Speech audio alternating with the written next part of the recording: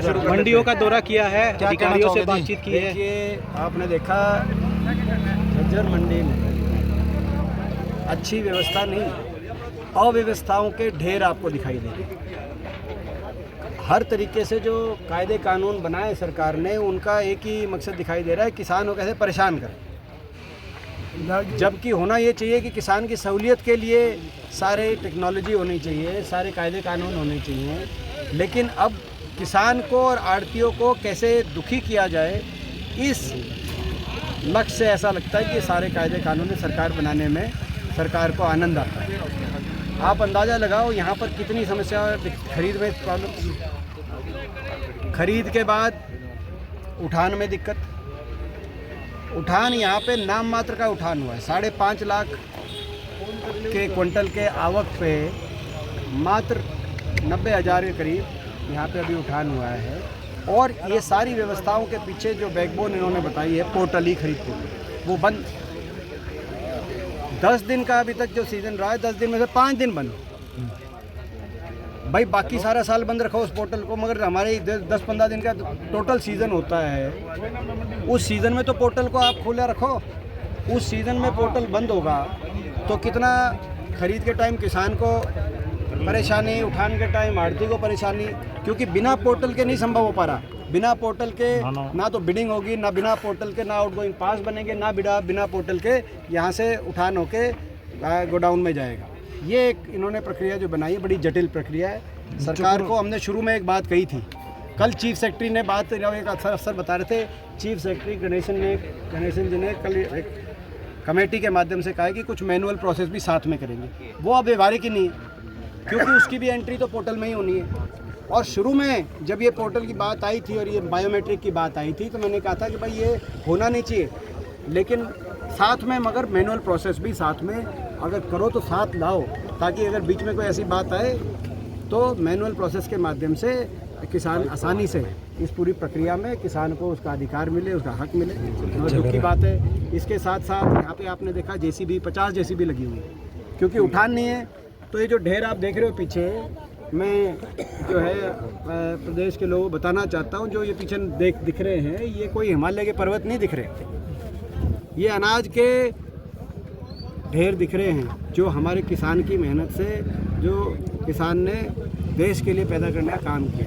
मगर जगह नहीं है, उठान हुआ नहीं, तो खुले में ये जेसीबी लगा के 50 जेसीबी लगी हुई है झज्जर मंडी में। 50 जेसीबी लगाकर ये आप देखो क्या स्थिति है। वो तो भगवान का अभी तक आशीर्वाद है कि वर्षा नहीं हुई, बारिश नहीं हुई। अगर बारिश हो जाए तो कितना इनका नुकसान हो जाए, आड़तियों का, किसानों का, आप अंदाजा भी नहीं लगा सकते।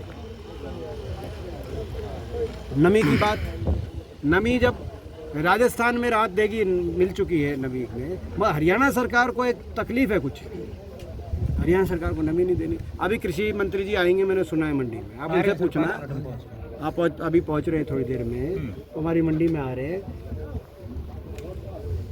कटाई और खरीद के टाइम बारिश को अच्छा बताने वाले और इंद्र देवता का आशीर्वाद बताने वाले कृषि मंत्री नमी में राहत की पूरी घोषणा करके जाएं।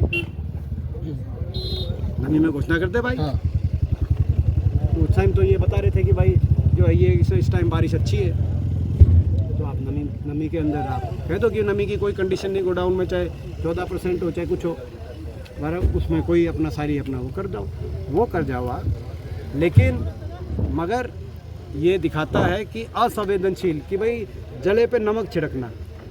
अभी एक हमारे प्रधान जी ने बात कही कि भाई ये जो अंगूठा लगा रहे हैं किसान, ये अंगूठा एक तरीके से तो किसानों को कसूरवार समझ रही है सरकार, और वो अंगूठा आर्थिक रूप से उनकी गिट्टी पे भी लगा रहे हैं सरकार। तो ये स्थिति है। तो हमारी मांग है कि खरीद की पूरी प्रक्रिया उठान तक और किसान के खाते में पेमेंट तक, आड़तियों तक पूरी आसान बनाई जाए। जो ये पोर्टल है, ये जो पोर्टल के पे इतना ये शोर मचा रहे हैं, ये पोर्टल बाकी सारे बंद कराओ, सारे साल बंद रखो, कोई दिक्कत नहीं, लेकिन इन 10 दिन तो खुलो ताकि ये दिखते ना आए। मोहनलाल बडोली ये कह रहे कि विपक्ष जो है टूरिज्म की तरह भ्रमण कर रहा है मंडियों का। देखिए, अब उनको हम क्या बताएं, हम तो जो है जब सत्ता पक्ष में थे तब भी हर साल आते थे, करने वाले लोग हम तो तब भी कोई सीज़न नहीं बचता होगा, मगर ये लोग दूसरे किस्म के लोग हैं। प्रदेश की जनता जानती है, मैं उनको बता दूं, मोहनलाल बडोली जी को बता दूं, ये मंडियां जिनमें ये आ रहे हैं, जिनको ये लगता है कि भ्रमण हो रहा है, ये मंडियां और ये न्यूनतम समर्थन मूल्य 750 किसानों ने अपनी जान की बलि देके बचाने का काम किया है। नहीं तो मोहनलाल बडोली जी और इनकी पार्टी तो इसको भी हड़प गई थी। यहाँ पे अदानी दिखता से आई लोग, वो अपने हिसाब से रेट देते, और अभी भी किसान को मुश्किल में डाल के, हर तरह का संकट पैदा करके उस तरफ डाइवर्ट करने का बैकडोर से ये काम कर रहे हैं। इसीलिए इनको तकलीफ है, इनको तकलीफ है इसलिए।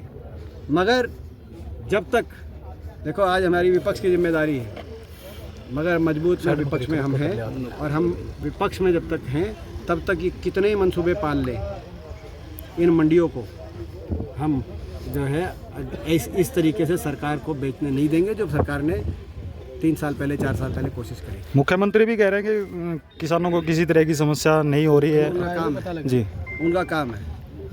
मुख्यमंत्री जी तो क्योंकि मुख्यमंत्री जी तो केवल कहने के हैं जी, करने के तो दूसरे हैं हरियाणा में जी, करने के तो एक और हैं जो दिल्ली में बैठे हैं मंत्री जी, वो करने के, ये कहने के हैं जी। तो ये कुछ भी कह सकते हैं। मंत्री अरविंद शर्मा का सोशल मीडिया पे एक वीडियो वायरल हो रहा है गेहूं काटते हुए का, और वो कह रहे हैं कि मुख्यमंत्री किसान हितैषी हैं।